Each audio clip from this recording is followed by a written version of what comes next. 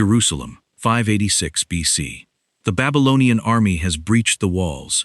Fire is eating through the roof of the most sacred building on earth. And somewhere inside, in a small, dark, windowless room called the Holy of Holies, sits the single most dangerous object the ancient world has ever known. A golden chest, no larger than a coffin, guarded by carved angels, said to hold the very presence of God.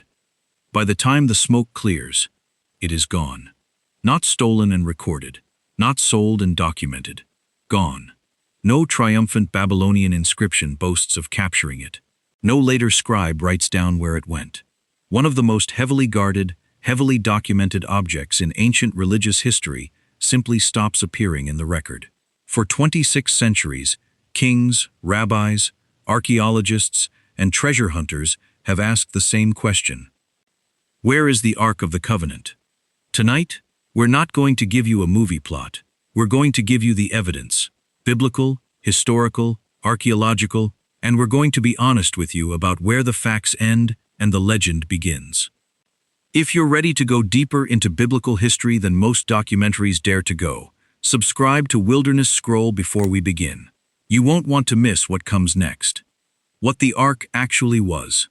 To understand why this object's disappearance matters, we have to understand what it was, not the movie version, the real one. According to the book of Exodus, God gives Moses exact instructions for building a chest, roughly 4 feet long, 2.5 feet wide and tall, made of acacia wood, and overlaid inside and out with pure gold. On top sits a golden lid called the mercy seat, flanked by 2 sculpted cherubim, their wings stretched forward and touching. This wasn't meant to be a museum piece, it was meant to be a throne. Scripture describes God's presence dwelling between those wings, the ark functioning less like a container and more like a footstool for an invisible king. Inside it, the stone tablets of the 10 Commandments, a jar of manna, and Aaron's staff, 3 physical reminders of a covenant between a nation and its God. Historians of the ancient Near East note that portable, gold-covered ritual chests carried by priests were not unique to Israel.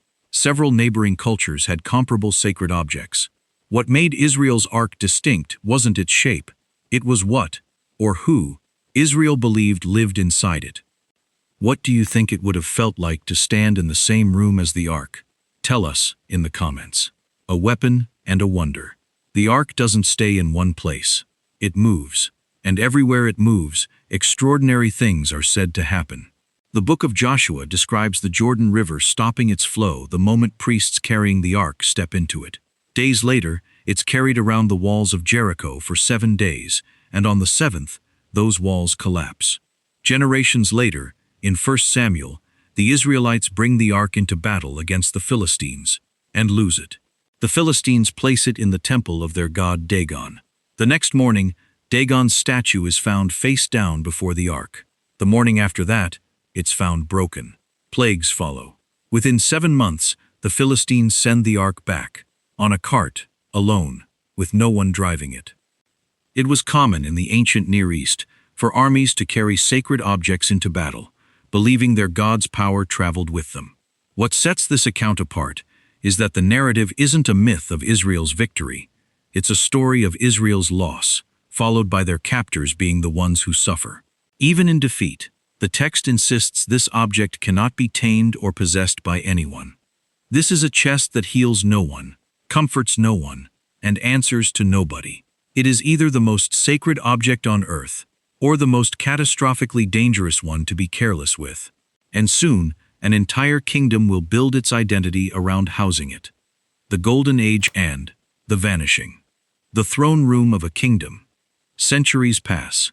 The ark finally finds a resting place when King David brings it into Jerusalem, dancing before it in the streets. His son Solomon builds it a permanent home, a temple of cedar and gold, its innermost chamber built specifically to house this one object. Because the Temple Mount remains an active religious site today, direct archaeological excavation of the first temple's foundations has never been possible. Most archaeologists agree that a significant royal building project occurred in Jerusalem during this general period, based on surrounding evidence, though the temple's precise scale and appearance as described in Scripture cannot be independently confirmed through excavation. For nearly 4 centuries, by the biblical account, the Ark sits at the center of Israelite worship, the literal, physical heart of a nation's relationship with its God. If this story has surprised you so far, hit like. It helps more people find this documentary, and we're just getting to the part where everything changes. The last time anyone saw it. In 586 BC, the Babylonian Empire, under Nebuchadnezzar, destroys Jerusalem and burns Solomon's temple to the ground. 2 Kings chapter 25 lists, in careful detail, the temple treasures the Babylonians hauled away: bronze pillars, basins, gold and silver vessels. The Ark of the Covenant is not on that list. It isn't mentioned as captured. It isn't mentioned as destroyed. The last clear biblical reference to it in active use appears earlier, during the reign of King Josiah. And then, silence. Think about what that means. This was, by the Bible's own account, the most sacred, most closely guarded object in the entire nation. And no scribe, Israelite or Babylonian, thought it worth recording what became of it. This silence is exactly why the Ark has generated more historical speculation than almost any other object from the ancient world. The absence of an ending is what created the mystery in the first place. If an object this sacred could disappear without a single record of its fate, what does that tell you? Let us know what you think happened. We read every comment. What later tradition says? The search for an explanation didn't start with modern archaeologists. It started almost immediately, within Jewish tradition itself. The second book of Maccabees, written centuries later, records a tradition that the prophet Jeremiah, warned in advance of Jerusalem's fall, hid the ark inside a cave on Mount Nebo, the same mountain where Moses is said to have died, and sealed the entrance, declaring the location would remain unknown until God gathers his people together again. Separate rabbinic traditions, recorded generations after the exile, suggest King Josiah may have ordered the ark hidden in a chamber beneath the Temple Mount itself, anticipating the coming destruction. Neither of these accounts appears in the Hebrew Bible's own narrative.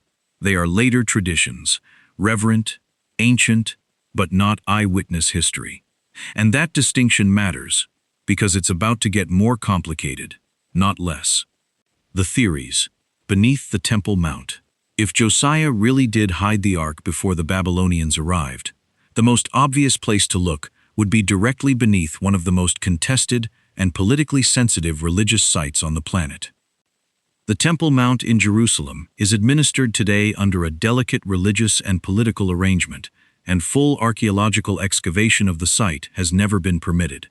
This means that, regardless of what any tradition claims lies beneath it, the theory may never be testable using conventional archaeology in the foreseeable future. It's a theory built on real historical texts, but one that may forever remain unprovable, not because the evidence has been ruled out, but because no one has ever been allowed to look. The Ethiopian claim. Now we come to the most dramatic claim in this entire mystery, one that isn't ancient history at all. It's a claim being made right now. The Kebra Nagast, a 14th century Ethiopian text, tells a story that Menelik I, said to be the son of King Solomon and the Queen of Sheba, brought the Ark of the Covenant from Jerusalem to Ethiopia, where it has remained ever since. Here is where the story becomes almost impossible to verify. And that's the point. To this day, the Ethiopian Orthodox Church maintains that the actual Ark of the Covenant rests inside a small chapel in the city of Aksum, called the Church of Our Lady Mary of Zion. A single guardian monk is appointed to watch over it for life. No one else, not scholars, not journalists, not even most Ethiopian clergy, is permitted to view it. When that guardian dies, another is chosen, and the chest inside remains sealed. No independent archaeologist or historian has ever been allowed to examine the object, which means its authenticity has never been, and likely never will be, independently confirmed. Whatever rests in that chapel, its identity remains, by design, an act of faith rather than a matter of record. An object no outsider has seen in over 1,000 years, guarded by a single man for life. If that doesn't give you chills, I don't know what will. Subscribe now so you don't miss the next mystery we uncover at Wilderness Scroll. Egypt, Babylon, or lost for good? A few smaller theories round out the list.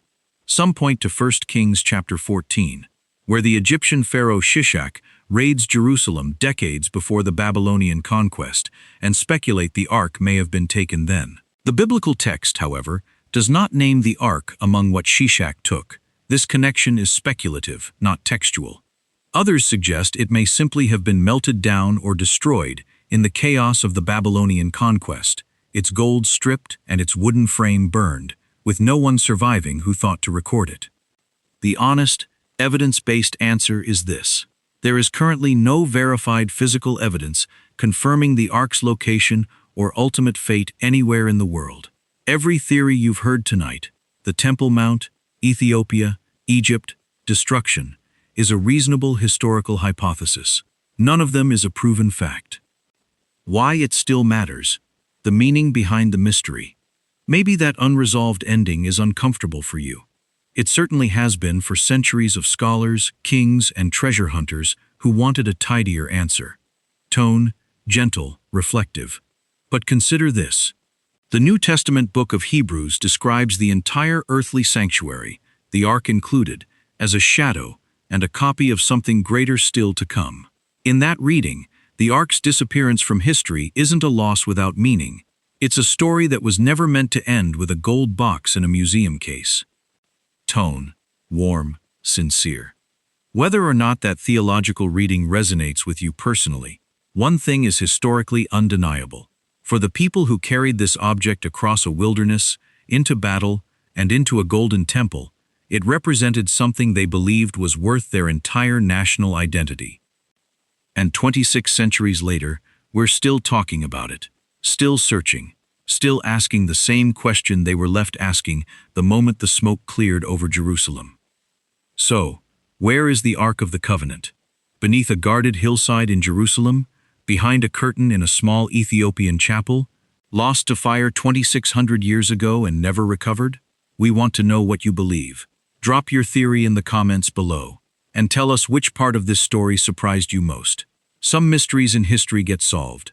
Others get buried under thousands of years of sand, silence, and sacred tradition. The Ark of the Covenant may be one we never fully answer, and maybe that's exactly what keeps it alive in our imagination.